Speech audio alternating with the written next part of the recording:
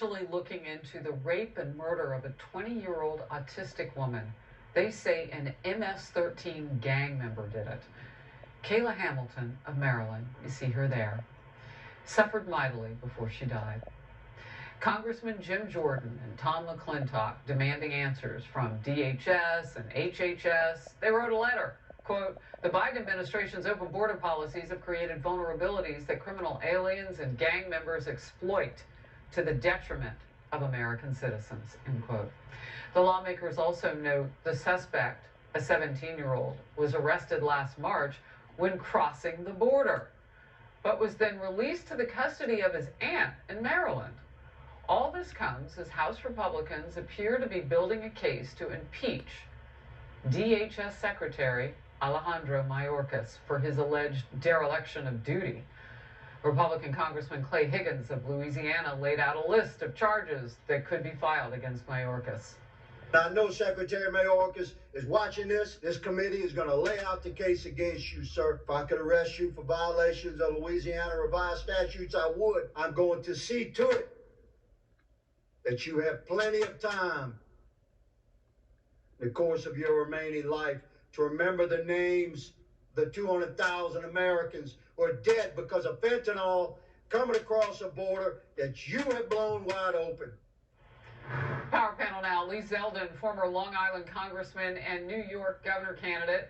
Suraj Patel, former New York congressional candidate. Great to see you both. Congressman, I'm going to come to you first. You hear there Congressman Clay Higgins saying, I would arrest him if I could. Does he have grounds for that? I mean, is that just hyperbole, or can they really go after Mayorkas? Well, no, not from the standpoint of powers of a prosecutor. Congress does have important oversight roles. There's a clear legislative purpose for conducting hearings. Congress has a role to play as it relates to appropriations bills and laws that should be passed to secure our border, to improve interior enforcement, and making sure Customs and Border Patrol has the resources that they need to be able to combat fentanyl and more. So this is an important congressional purpose to be conducting these hearings.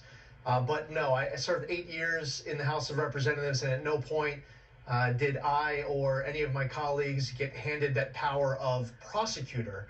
That's not the role of the House. And Congressman Higgins, who is a former sheriff, who's a very serious person, I'm sure that he is personally speaking very genuinely that he would like to if he could. Yep. But that's not something that Congress can do. Yeah, that's something worth pointing out right there. Very, very true. I mean, it makes you understand why he would be thirsty to do that, because he's done stuff like that before.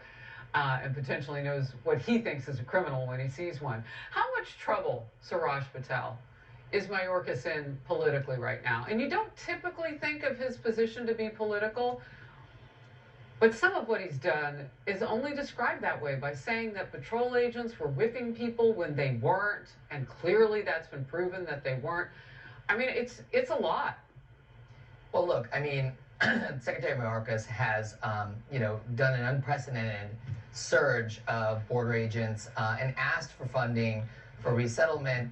The State Department, under our treaty obligations, is required to do refugee resettlement, and it's been gutted. We've had a 2 million person visa and green card backlog that hasn't been addressed either. And so no doubt that there's a comprehensive and been needed for a long time, a comprehensive immigration reform solution that successive Republican and Democratic administrations and Congresses have not addressed. Now, it is exactly comments like, "Oh, I would arrest him," that create that sort of air of unseriousness from Congressmen. Oh, I don't know about that. That's where issue. I started with what they're looking at, and that would be a criminal case, a young woman who was autistic, who was raped and murdered. And that kind of emotion when you see a mom testifying before the border crisis hearing yesterday who lost 2 sons, 2 of her babies, to fentanyl. They thought they were Percocet, and they'd been laced with fentanyl. I don't know if strong words are what we wouldn't expect.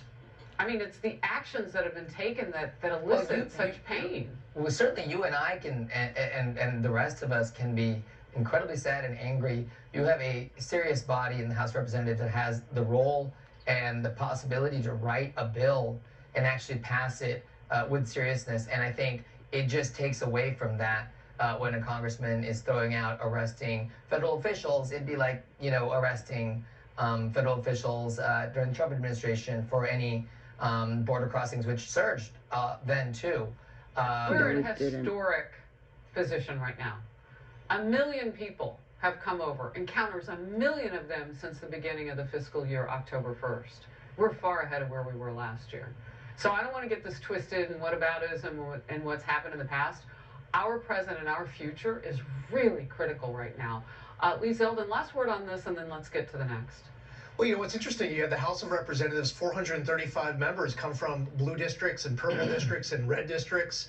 And oftentimes when you're seeing competing passion amongst Democrats and Republicans, they're representing the passions of their constituents. And I know that somebody like Congressman Higgins is speaking out not just on something that he is passionate about, but I'm sure he's hearing from many of his own constituents who want to see him, hear from him that way. Like maybe in some Democratic, some blue district, you might see someone arguing the opposite side. So I would say it's representative in this republic. Independent research